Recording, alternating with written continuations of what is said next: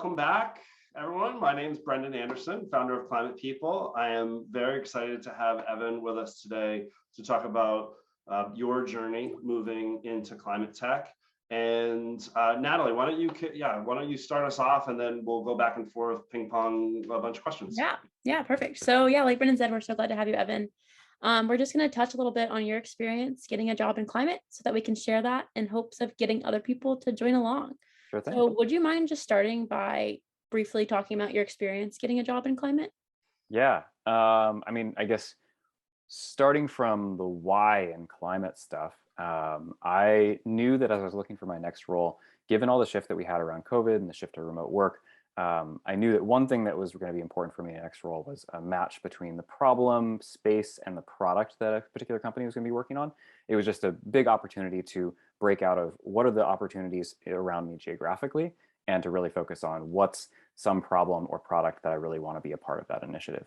And then for climate stuff, I was talking to a former coworker who actually placed with Climate People, and we were talking about his, switching over into climate and that sort of thing. And I realized that, as an environmentally minded person, like grew up in California, turn off the lights when I'm out of the room, use a gas efficient car, recycle, all that kind of stuff. Those are all great individual things to do, but I have family members who are part of like an environmental nonprofit in a leadership capacity, and I think that's a great thing to do. As a young dad of two, I don't have the extra time to be like, I'm going to do my full-time job and be a dad and have some time for myself, and also then be part of a nonprofit. So it just seems like a really cool opportunity to say, well, why don't I try and take the job portion and line that up with change that I want to be seeing in the environmental and the climate change space. So that was kind of how I got going in this direction. I love that so much. I feel like everyone we talk to kind of views it as two different parallels. Like you have your job and then you have your environmental passion, and they don't see the ways to mesh them together. So yeah, you saying that, I think a lot of people resonate with that, just because it's so true. Like 40 plus hours a week that you can be spending to combine those two passions together. You get used to reading articles in the news, you're reading headlines, and you're aware of it, and you know what's going on with that. But it wasn't something that until the last couple of months that I actively engaged with, trying to figure out, well, how could I be a part of this? What's a role I could do in this, more than just sort of the individual stuff, because you can feel a little discouraged, like, okay, I recycle, great, but like, how much is that helping? Yeah. So I want to actually tap in on that part of it as well a little bit, because it's interesting listening to you talk about the personal consumer behavior choices that you were making that then led to you maybe taking that extra step, right? And I think a lot of look, I know for me, what you said, that was exactly my personal experience. And then when I started to poke around to see were there jobs there in the space for someone like me, I assumed that finding jobs that were climate impact jobs were for scientists and engineers and policy people. And when I started looking around, I basically confirmed that. Like there weren't jobs for recruiters. There weren't any other staffing agencies that were focusing on tech recruiting for this space.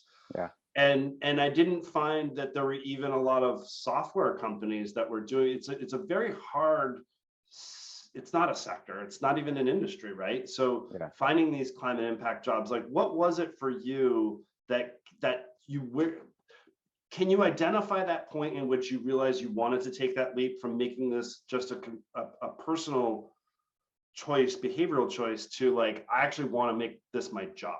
Yeah, I can think about that in two parts. So you're asking about, what was the point where I transitioned from thinking about I am just an individual in this to thinking maybe I could work in the space and contribute professionally to that.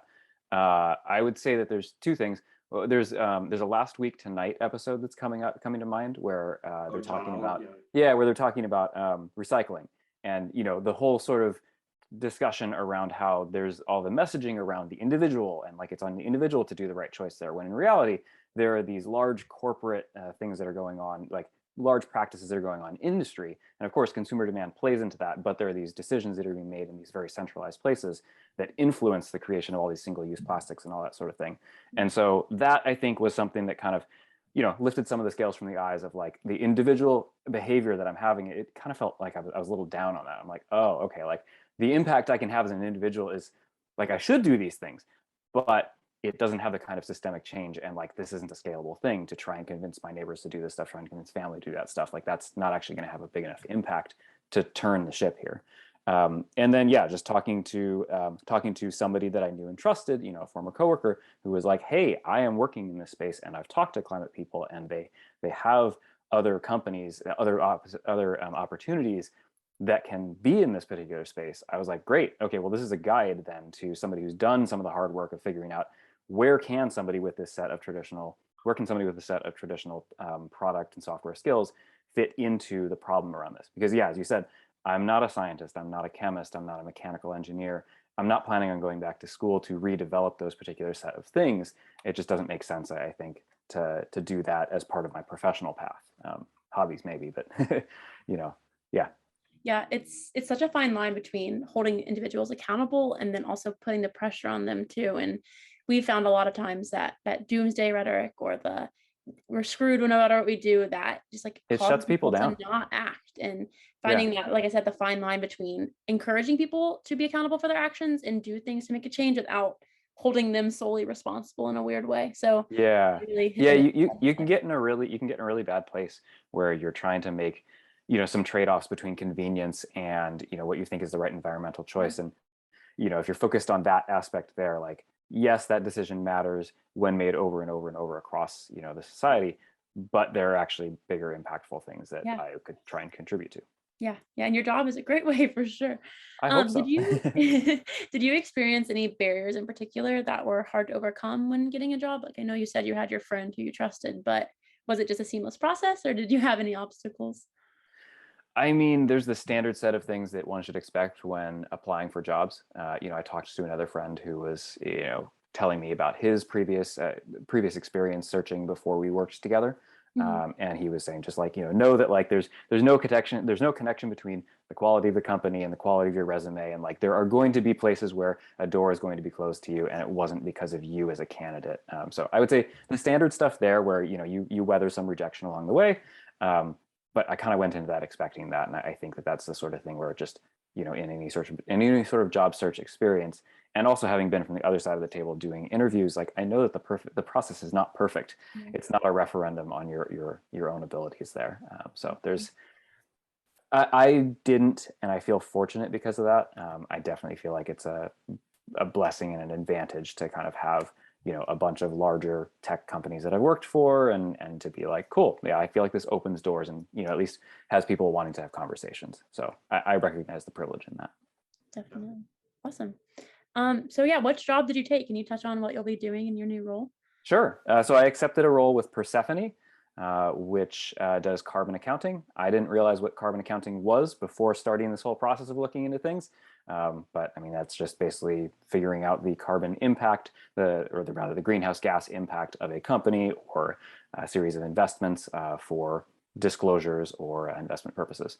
So I'm going to be taking a product management position on the platform and reporting side of things. So working with those people in companies, the Persefoni's customers, to help make sure that they've got the right platform of tools and reports available to understand their impact and to track and manage that over time. That's one of Persefoni's core things, is figuring out, hey, how do you measure this? And then how do you manage that? It was something that I hadn't really connected the dots of. You hear in the news about the national level agreements. Is the United States, in this particular accord, and what are we doing with respect to other countries? Who's signed up for that? But I don't think there's a whole lot of discussion in the news about, and here's how it's going to filter down to the private sector. That's a huge part of the emissions. It's not just a decision made at a national level. And so, I can see how Persefoni fits into that. And I thought it was a compelling part of the problem to help tackle. Yeah. Huge news, obviously, right? Last week too. Did you see the news about? Sorry, Nat, if I stole your. No, I was going to touch on that. No, you got it. Yeah. The SEC. Yes, I did see the. Yeah, I saw the proposed rules come out. So it was good to kind of see that outside echo of what you and folks at Persefoni had talked about. Like, hey, here's what's coming down the line, and it was like, oh, okay, cool. Yeah, we're getting to the end of Q1. Here's the stuff. Yeah. And it was particularly interesting, I think, to see some of the responses of it, of like, okay, well, it's a draft rule now. There's going to be, feedback and that sort of thing going on, and it will be interesting to just see the various slings and arrows that are thrown its direction. Yeah. Yeah, but I think coming back to what you had mentioned earlier, and how you felt, and really how I felt through the experience that I went through as well, was that it's going to take significant policy change to really steer the ship from a consumer behavior standpoint, individual behavior. So it's this like corporate lever that we can really pull. And I feel like that's where organizations like Persefoni, you have to be able to measure your greenhouse gas emissions and what your carbon footprint is in order to really make the kind of drastic reductions that we need. And so a platform like this and a policy like that will be really important to really get corporates and investors to understand the impact and the changes that need to be made. So I think there's certainly, in reading through things like John Doerr's what the heck, Speed and Scale, and Gates's How to Avoid a Climate Disaster, both of those things just really impressed on me that there are so many different lanes in the climate change fight, and that to think about it as like, how do I solve all of this, is an impossibly paralyzing problem. And instead to recognize that there are separate parts of it that are completely disconnected but all going in the same direction, that I think helped open my eyes to the level and to the variety of opportunities that there can be for software to help these things, and then also for just hard science, and then for policy, like the government policy over individual actions and corporate actions, that does matter. It can help point people in the direction of things like heat pumps and away from furnaces, and going towards induction burners and away from natural gas stoves. Like there's a bunch of things that we can do as we're building new homes, as we're retrofitting homes, that'll definitely make a difference, that help influence that consumer behavior. Yeah. Goes back to like the actionable, here's what you can do, rather than dwelling on the ultimate reality of what you can't do. It really does make a difference on how you frame it. And I think climate jobs play a huge role in that too, because this is something that extremely well. It's what your career, it's what you've done. And then taking that knowledge and applying it to a climate role, I think it's really helpful for people to digest that. Yeah, that's certainly something I agree with there, where it's like, I don't know. I'm only new learning about the ways in which we're tackling climate change, but I have spent over a decade working in software product management, so I can at least bring that experience to help. Definitely. Yeah, Nat, to your point, you asked the question about barriers, right? Like what were one of Evan's barriers? And I think, Evan, to your point about these, not like say these different lanes that you can choose, and different levers that you can pull in different ways to solve the problem. While there is a lot of opportunity, it actually in some ways makes it really challenging, right? Like that in and of itself is a barrier for a lot of people, because if you're looking for a job, this isn't a sector and it's not a specific industry. And so looking for the process of going about looking for this job requires to have some level of baseline knowledge of what these types of problems are that need to be solved, and being able to do that amidst when you're getting constantly bombarded by companies and recruiters pitching you this brand name e-commerce company or this FANG company coming after you. It's a challenge. That is a big barrier that we see every day. And you and I have talked about this really throughout the process. Right. Yeah, I think so. Yeah, I mean, in terms of the barriers to figuring out what I could do in climate change and understanding the set of opportunities and how that relates to sort of more traditional tech jobs and that sort of thing. Yeah, definitely there was a barrier of learning a little bit of like what is in the space and what resonates with me. As you said, there's a whole bunch of different areas where you can be doing that in, and then just places where it's just not obvious. So it definitely was helpful talking to you guys at Climate People to look at your website, to understand some of the different companies that are in the area, and to start to learn some of the problems that are going on there, because I wouldn't have known to look in some of these places for these types of things.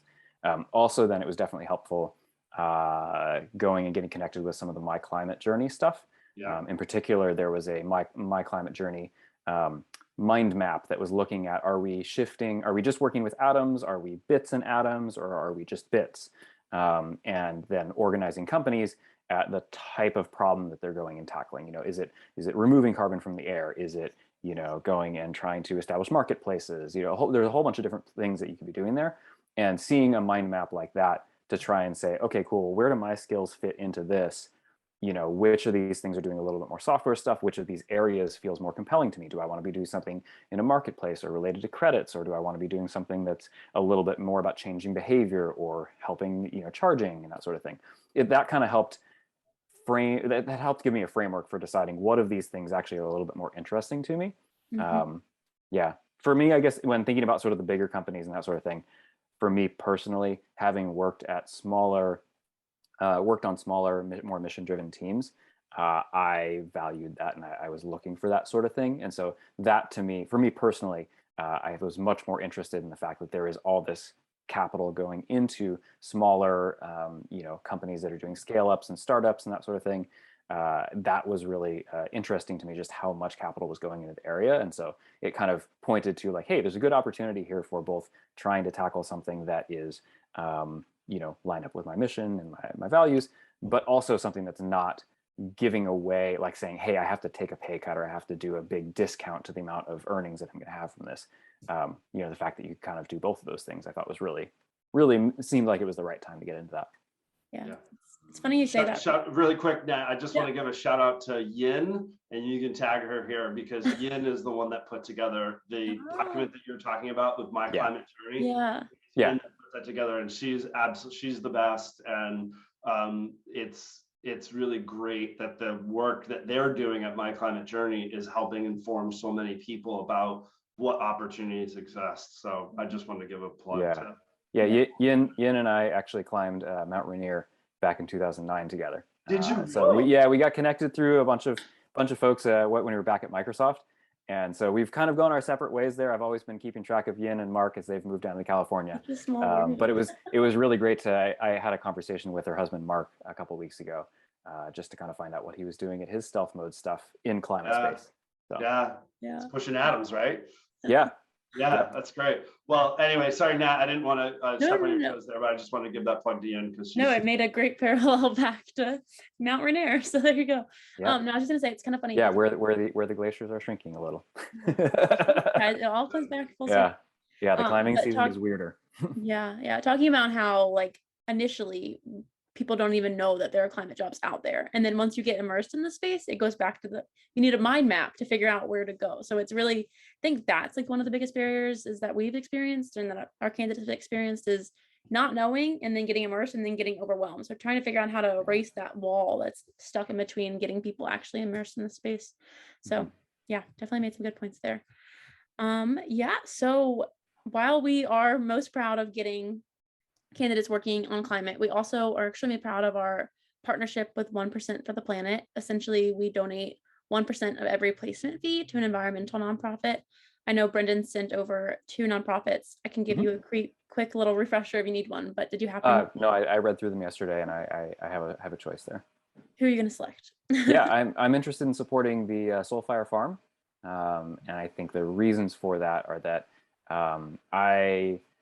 I just liked the fact that they're an organization who's focused on community resilience and that core of human existence, food. And so I just think that in a place where we have a lot, in a time where we have a lot of focus on, you know, the corporate this and the technology that and the consumer this, I think that it's really important for us to keep some focus and support for organizations that are doing just, you know, person-to-person community resilience type stuff. Yeah, definitely. It's also easy to think big picture when you can forget about what's right in front of you. Yeah, I think it's again important to have people in both lanes, and I appreciate that. You know, somebody might look at Soulfire Farm and be like, oh, well, it's kind of a smaller geographic area, like it's not in as many places, and you know that type of thing, and it doesn't have the same sort of technological part. Well, it's important. You know, we can't reduce everything to technology. It's really important to keep that community strength. Definitely.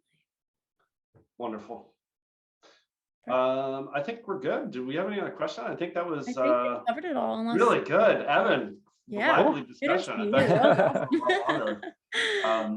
want to say thank you. Obviously, I want to thank Mark, of course, but thank you for making this shift, right? These individual actions and deciding to take your career is really important. And because you're doing this, the people in your network, whether they reach out to you directly or not, they're going to see that, right? And the more people that do this, the more gravity, right? There's a gravitational pull that occurs as people individually make these choices. And there's the quiet awareness of, hey, I know this person who I worked with in the past, and now they're working over this in the area. We worked together on stuff. They're doing the same type of work, but in a different area like that. I think it's great to have more stories like that. Yep, I totally agree. Well, we want to thank you. I've obviously really enjoyed working with you throughout the entire process. And I mean, thank you for all this stuff as well. Like, I mean, like it's definitely true that you know, I would not have heard of or known to look for Persefoni before I started talking to you guys and to read more about other things and to see more points and just learn about, you know, like, yeah, just get more perspectives on like what are companies that are doing things in this area and what should I be excited about joining in. So I think that it's, you know, you guys are in a good space where you're helping people learn what is in this particular area and then hopefully convincing a lot of people to come over. Yeah. Yep. Excellent. Well, thank you. Persefoni's lucky to have you, and I think you're going to love working there. And it's going to be a wild time. yeah, you're going to be busy. That's for sure. Excellent. Well, good.